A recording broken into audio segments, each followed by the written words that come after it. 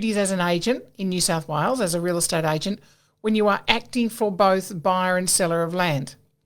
Now, the Section 48 of the Property and Stock Agents Act actually states that a licensee must not act in his or her capacity as a licensee on behalf of both the buyer and the seller of land at the same time.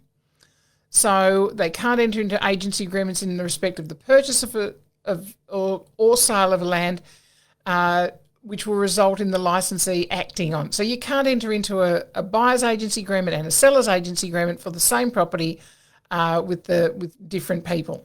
Okay, so look, there's penalties attached to that. There's penalties, 200 penalty points for the corporation, 100 for the, so 10, 20,000 or 22,000 with the GST, 11,000 for other cases. So whilst, on a daily basis, a selling agent is dealing with the vendor, dealing with the purchaser. Your job is to get a transaction over the line, to use your negotiation skills as a real estate agent to actually make something happen. And, we want that to happen because, that's the deal gets done when the vendor and the purchaser come to an agreement. So, but the problem is you can't accept payment for both sides, and an agency cannot accept payment for both sides.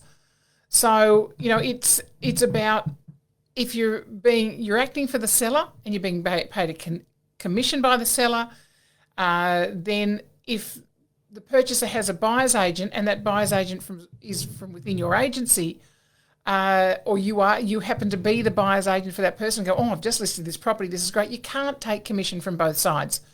So the legislation actually states that a real estate agent must treat all parties fairly, and then that just falls under the normal general duty of care for all customers as an agent.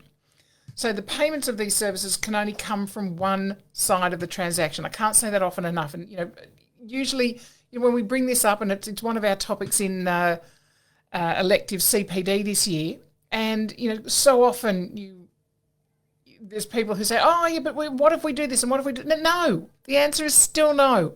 If you are acting for both sides of the deal, you cannot take commission from both sides. Real simple. So because your fiduciary duty lies with the customer who's paying you commission.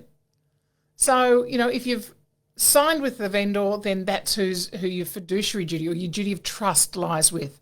So that applies to the agency, not just to the agent, but it also applies to the agency that is, not just the person. So that means if one agent in the agency is the selling agent and another agency within that same agency is the buying agent, you can still only take commission from one side of the deal. One of them has to go. So that's an internal negotiation that you need to sort out within your agency. So, but you can only take that one commission. So guys, hope that's really clear on that point.